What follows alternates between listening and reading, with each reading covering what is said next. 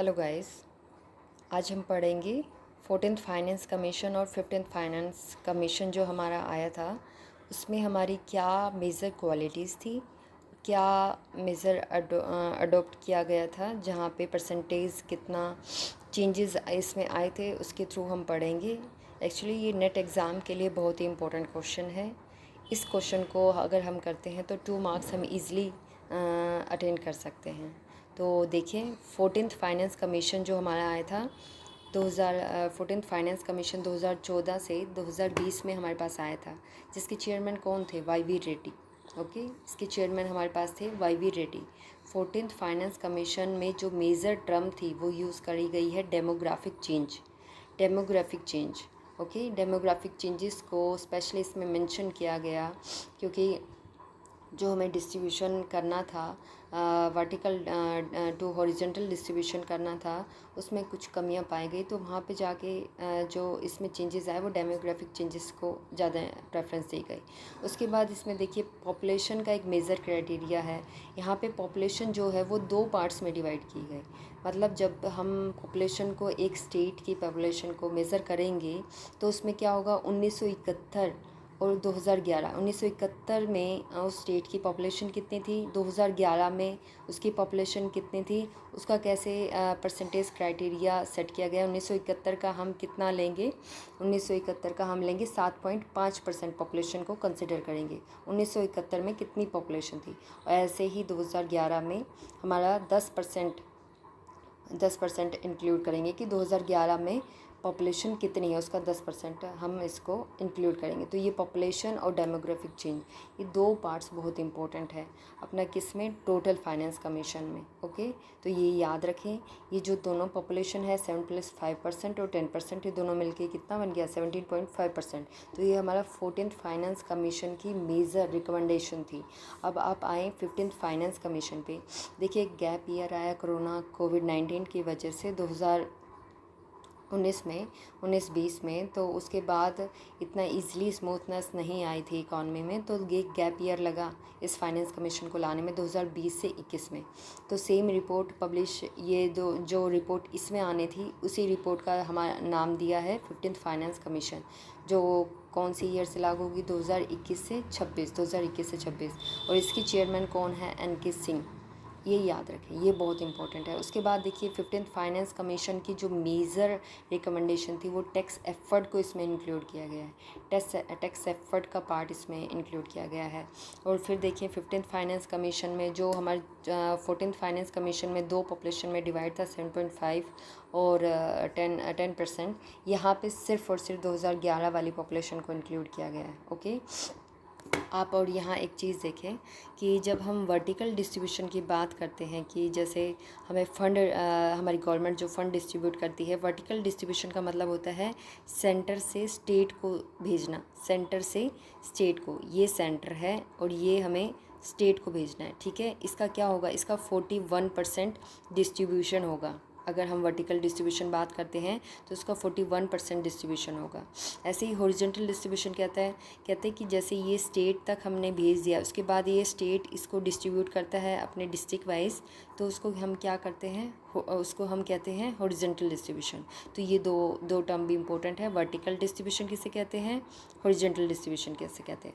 अब आप आइए यहाँ पे, यहाँ से क्वेश्चन डलता है, जो नेट इकोनॉमिक्स है यहाँ से क्वेश्चन डलता है, क्राइटेरिया फॉर डिवोल्यूशन एंड विटेज। अब इन दोनों में विटेज, देखिए विटेज और डिवोल्यूशन कैसे है, हमने ये जो 41% डिस्ट्रीब्यूट करना है, इसमें ये 5 मेजर, ये जो 5 मेजर कैटेगरीज़ हैं इसमें हमें डिस्ट्रीब्यूट करना है। ठीक है, ये कैसे, किसी भी स्टेट का, वहाँ का एरिया क्या है, इनकम क्या है, डेमोग्राफी कैसा है, फॉरेस्ट एरिया कैसा है, उसमें हमने कितना कितना फ़ंड डिस्ट्रीब्यूट करना है। तो criteria for devolution and weightage कितना दिया है। ठीक है, तो हम सबसे पहले बात करते हैं 14th फाइनेंस कमीशन में इनकम जो डिस्ट्रीब्यूशन हुआ, इनकम डिस्ट्रीब्यूशन हमारे पास था 50%। ओके, इनकम डिस्ट्रीब्यूशन था हमारे पास 50%। उसके बाद एरिया को जो डिस्ट्रीब्यूट करना था फंड हमारा वो कितना था 15%। उसके बाद जो पॉपुलेशन है उसका हमें फंड डिस्ट्रीब्यूट करना है 17.5%, जो हमने अभी ऊपर किया था, जो 7.5% 2071 वाली पॉपुलेशन और 2011 10% वाली पॉपुलेशन। और इसी में डेमोग्राफिक जो चेंजेस हैं उसका हमें फ़ंड देना है 10%, ठीक है। फॉरेस्ट कवर को हम देंगे 7.5%, तो टोटल ये कितना हो गया 100%। ओके, जितना भी फंड हमें डिस्ट्रीब्यूट करना है इस परसेंटेज के अकॉर्डिंग गवर्नमेंट उसे डिस्ट्रीब्यूट करेगी, centre to state, then further state to particular districts और पर्टिकुलर जिलाज एंड ब्लॉक्स, ठीक है। उसके बाद देखिए 15th finance commission. 15th finance commission और 14th में क्या मेजर चेंजेस हैं ये देखें आप। फर्स्टली देखें इनकम डिस्टेंस जो 50% था 15th में आके इन्होंने कम कर दिया 5%, जो बच गया कितना 45%। ओके, ये हमारे पास कितना बच गया 45%। उसके बाद चलिए एरिया में 15% था, ये 15% सेम वेटेज दी गई है, इसको चेंज नहीं किया। उसके बाद चलते हैं पॉपुलेशन को जो 17.5% पॉपुलेशन थी, यहाँ पे वेटेज में कितना आया है 15%। ये 17.5 थी, यहाँ आई है 15%, तो यहाँ से कम किया, यहाँ से 5% कम हो गया, यहाँ कितना कम हो गया, यहाँ 2.5% कम कर दिया इन्होंने। उसके बाद हमारे पास आता है डेमोग्राफिक चेंजेस जितना था 10%, डेमोग्राफिक चेंजेस हमारे पास 10% था, इन्होंने बढ़ा के इसको यहाँ कर दिया है 12.5%, ठीक है। यहाँ पे हमारे पास डेमोग्राफिक चेंजेस बढ़ा है। उसके बाद चलें फॉरेस्ट कवर 7.5% था, तो यहाँ पे आके फॉरेस्ट कवर नहीं है, फॉरेस्ट एंड इकोलॉजी है, जिसको बढ़ा के 10% करा है। इसमें एक चीज़ जो अब जो यहाँ तक हमारे पास ये 5 हमारे पास फैक्टर्स थे, बट इसमें 6th जो इंक्लूड हुआ है, जो हमने बात की थी टैक्स एफर्ट की, तो टैक्स एंड फिस्कल एफर्ट को 2.5% यहाँ पे मिला है। टैक्स एंड फिस्कल एफर्ट को 2.5% मिला है। तो प्लीज़ इस चीज़ को ध्यान से देखें। हमारे पास जो इनकम डिस्टेंस है वो कम हुआ है 45%।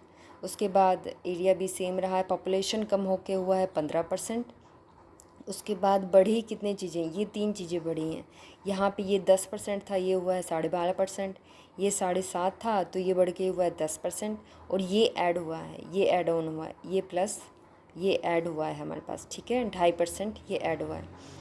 ओके गाइस, देखें ये बहुत इंपॉर्टेंट क्वेश्चन है इकोनॉमिक्स नेट के पॉइंट ऑफ व्यू से, और ये मोस्टली PY के उसमें अगर आप चेक करेंगे तो इससे आपके 2 नंबर आसानी से बनेंगे।